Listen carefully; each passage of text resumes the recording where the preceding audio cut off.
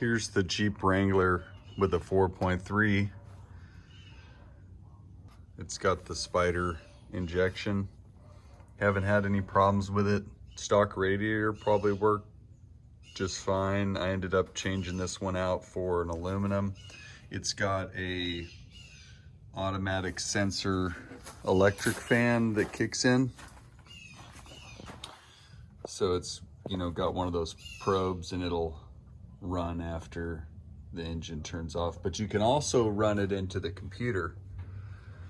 This is the black box, and you can upgrade that. I have the computer for the 411 swap that you can use on LS engines, and it'll run this engine a little better.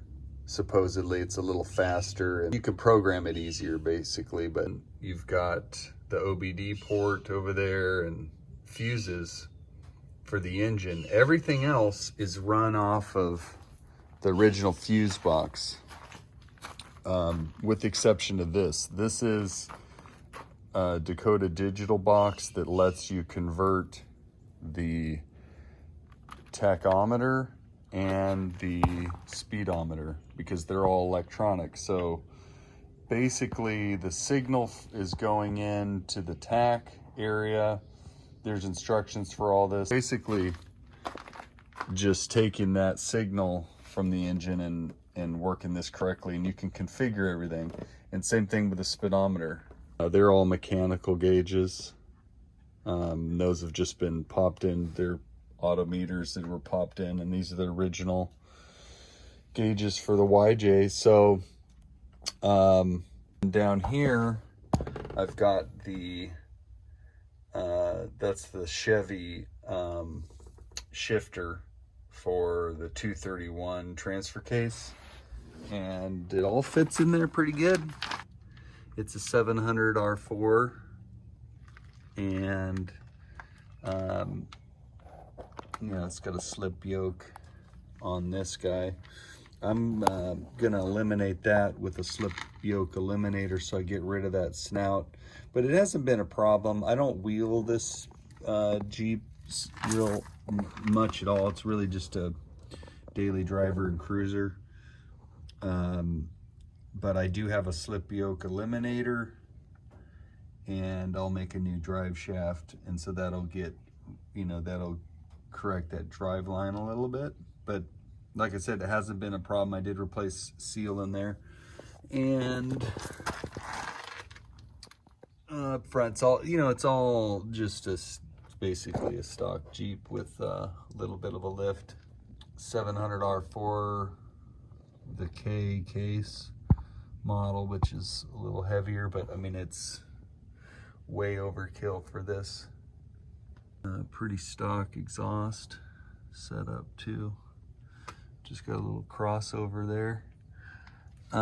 So if you could get a, you know, an old S10 or even a 1500 with a 6-cylinder in it, you could pull all this out and, you know, just make a bracket, standalone bracket, and then you'd be all set. Yeah, so it fits in there real good. I think one of the benefits is that, you know, the engines sits back just like you would with a V8, but it's, you got all this space up here. Weight balance is real good. And then here's motor mounts. It's basically just fabricated. These are welded in there, and then it's got the stock mount down there. It connects to the stock mount. So it's pretty basic, setup. And this has got more power than you really need, I think. But it depends on what you're running. I'm running 33s and stock 411 gears, so that gives me a final drive of about a couple thousand RPMs at 60 to 65. So, and that's with overdrive. I don't have the lockup converter hooked up on the 700 R4, so that would bring it down a couple hundred RPMs probably. You probably want to hear it run.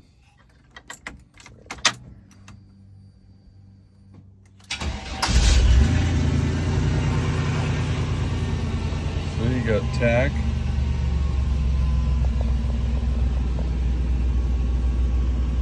Oil pressure. Bolts.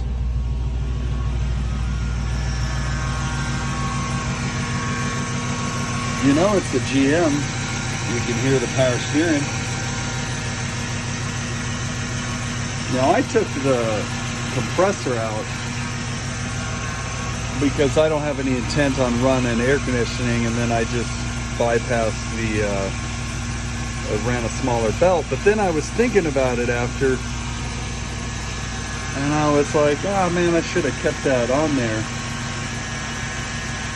and ran air lines off of it for onboard air.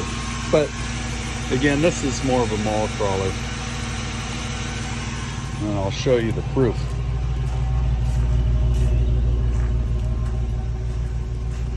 Certified. Rusty truck barn. See, it's got that Jeep sound, you know, with the I think this is a Walker Quiet Flow muffler that I put on here.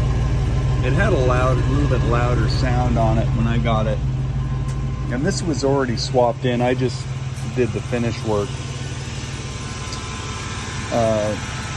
Somebody made a nice diamond plate bracket, but yeah, this is really a great, I think it's a good swap. It's pretty damn close to what you get with a 4-liter. I think for a regular on-road driver, the V6's power delivery is a little better for the road. Yeah. It's hard to beat a YJ.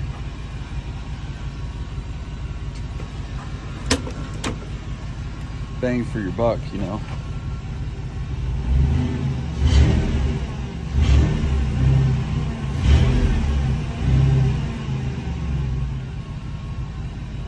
All right. And yeah, you could just do a, you know, I'd probably do a low car shifter. This is a Fabricable. You can see the video on that.